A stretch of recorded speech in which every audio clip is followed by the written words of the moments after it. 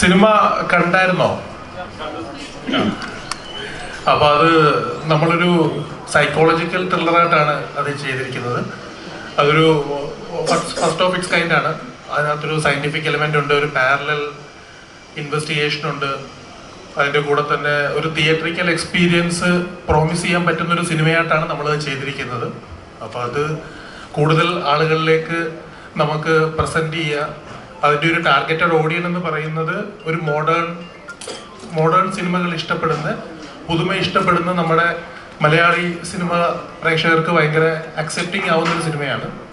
നമുക്ക് നല്ല രീതിയിലുള്ള റിവ്യൂസ് വരുന്നുണ്ട്, എല്ലായിടത്തും നമ്മൾ ഹാപ്പിയാണ്.